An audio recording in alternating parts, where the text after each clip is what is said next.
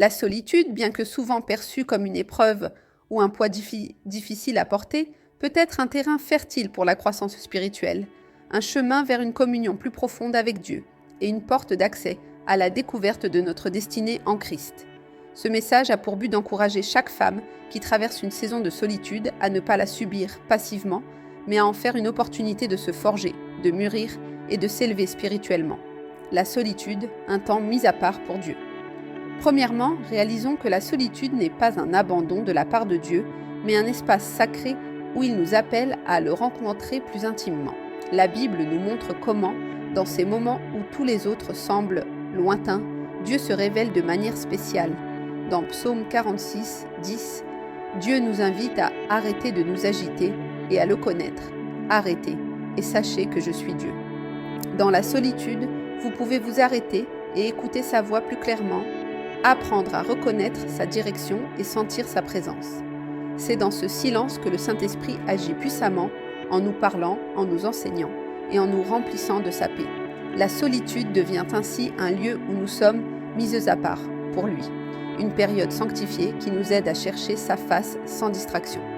S'appuyer sur le Saint-Esprit, notre compagnon fidèle. Nous n'avons pas été laissés seuls. Le Saint-Esprit est avec nous et désire remplir ce vide que nous ressentons. Jésus dit dans Jean 14, 16, 18 qu'il nous enverra un consolateur, un défenseur, qui sera toujours avec nous. Quand nous traversons des moments de solitude, prions pour que le Saint-Esprit devienne notre guide, notre ami, notre force et notre lumière. Cherchons activement cette intimité avec le Saint-Esprit. Passons du temps en prière, dans l'adoration et la méditation de la parole de Dieu. Dans ces moments, il nous révèle des vérités profondes, nous parle de la volonté de Dieu, nous réconforte et nous encourage. La solitude devient ainsi un privilège car elle nous donne l'occasion de connaître et de marcher avec Dieu d'une manière plus intime et personnelle. La solitude comme outil de maturation spirituelle. Les femmes dans la Bible qui ont traversé des moments de solitude en sont sorties et transformées. Pensons à Anne, la mère de Samuel, qui dans sa douleur et sa solitude a crié à Dieu et en retour, elle a reçu non seulement la promesse d'un fils, mais aussi une maturité et une confiance spirituelle plus profonde. 1 Samuel 1, 10 à 11. La solitude peut nous aider à examiner notre vie, à identifier nos faiblesses, à développer la patience et à cultiver la foi. Quand nous passons du temps avec Dieu, il travaille dans notre caractère. Il nous enseigne à être forte, à dépendre de lui et à voir notre valeur à travers son regard. C'est cette même solitude qui, si bien utilisée, nous forge pour devenir des instruments puissants entre les mains de Dieu. Découvrir sa destinée divine. Une fois que nous avons établi cette relation intime avec Dieu, il nous révèle sa vision pour notre vie.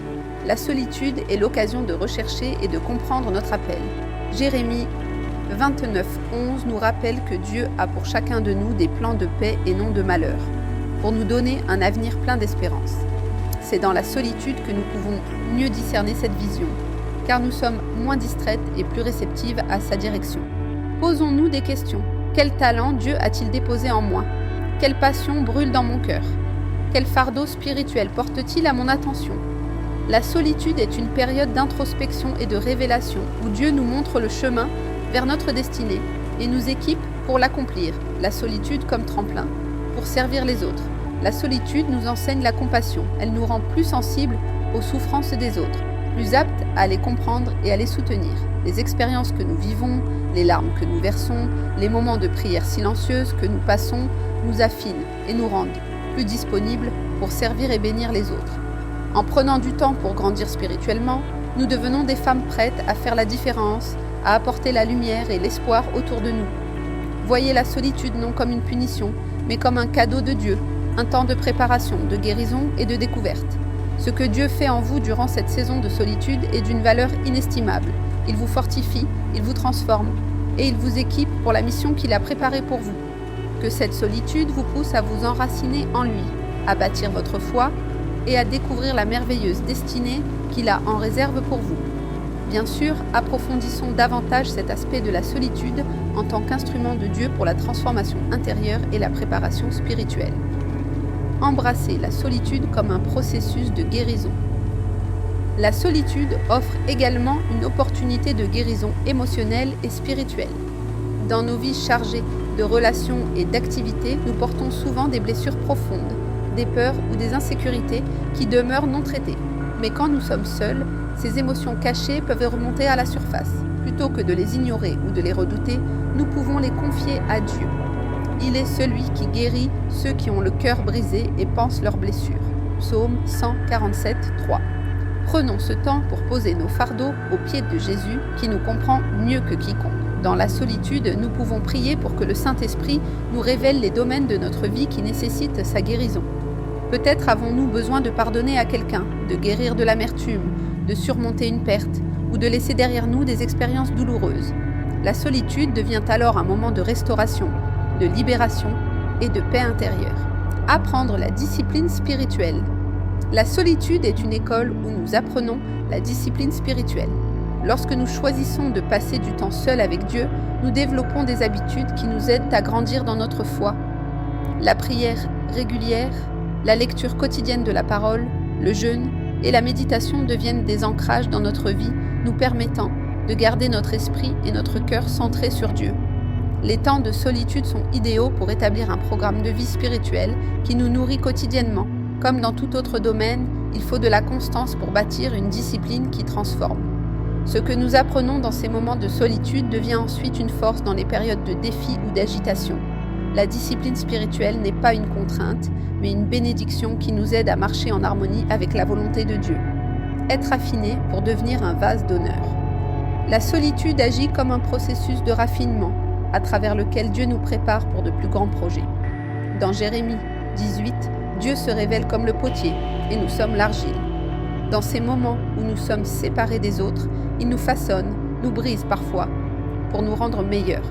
C'est un processus douloureux, mais aussi magnifique, car nous devenons des vases d'honneur, aptes à recevoir et transmettre la gloire de Dieu. L'histoire de Joseph nous montre qu'il a passé des années en solitude et en captivité avant de devenir le chef de l'Égypte. C'est dans ces moments de solitude que Dieu affine notre caractère, nous apprend la patience, la persévérance et la foi. Dieu nous prépare pour un appel plus grand que ce que nous pourrions imaginer, et la solitude fait partie de ce processus de préparation. Développer une écoute sensible et un cœur obéissant. Dans la solitude, notre capacité d'écoute spirituelle est affinée. En étant éloignés des bruits et distractions de la vie quotidienne, nous apprenons à entendre la voix de Dieu de manière plus précise et plus directe. C'est dans ces moments que Dieu nous donne des directives spécifiques, des révélations personnelles et des instructions pour notre vie et notre mission.